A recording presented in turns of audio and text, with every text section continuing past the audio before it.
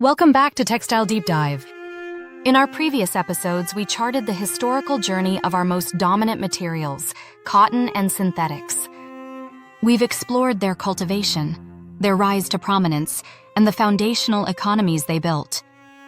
But the journey of a fiber from a raw material to a finished garment involves a series of intensive transformations. Today, we enter the most chemically complex and environmentally significant of these stages, dyeing and finishing. The moment color is introduced to a textile, its intrinsic nature is altered. This is the domain of dyeing, a process that, despite modern advancements, remains one of the most resource-intensive steps in textile manufacturing. To make fabric accept and retain color, it must first be scoured and bleached using potent agents like sodium hydroxide and hydrogen peroxide. This initial phase prepares the canvas, stripping away natural impurities and ensuring a uniform base for the dye to adhere to. The dyeing process itself utilizes a vast spectrum of chemical compounds. Depending on the fiber type, be it natural or synthetic, different dye classes are required. Azodyes, the most common category, are effective and inexpensive, but their molecular structure can break down under certain conditions to release carcinogenic amines. Heavy metals, such as chromium, copper, and zinc, are often used as mordants, substances that fix the dye to the fabric. While essential for color fastness, their residues present a significant environmental challenge. The sheer volume of water required is staggering. Dyeing is predominantly an aquatic process, with textile mills consuming trillions of liters of water annually. For every kilogram of fabric, it is estimated that between 100 and 150 liters of water are used for dyeing and subsequent rinsing.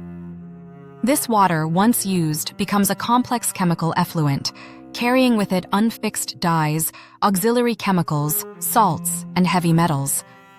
Following the dyeing stage, the fabric proceeds to finishing.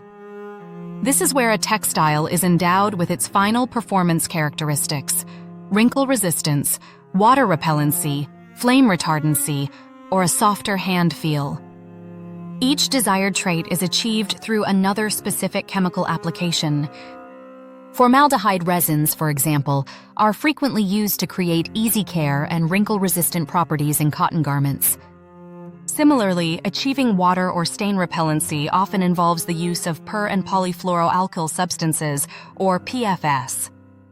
These are a class of man-made chemicals often referred to as forever chemicals, due to their extreme persistence in the environment and the human body.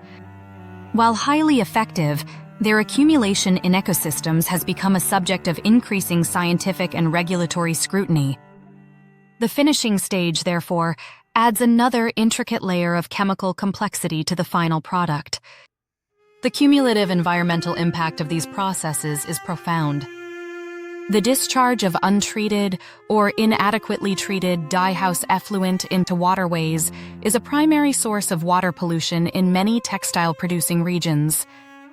The high chemical oxygen demand of these effluents can deplete the oxygen in water bodies, devastating aquatic life. Furthermore, the vibrant colors seen in rivers, a direct result of unfixed dyes, block sunlight and inhibit photosynthesis in aquatic plants, disrupting entire ecosystems from their foundation. As we conclude this analysis, it becomes clear that the aesthetic and functional qualities we value in our textiles are the result of a hidden and deeply chemical footprint. Understanding the intricate processes of dyeing and finishing is not an exercise in assigning blame, but in achieving a more complete perspective on the life cycle of a garment. It is a critical piece of the puzzle, essential for any informed discussion about the future of the industry. Join us next time as we begin to explore the innovations aiming to solve these very challenges.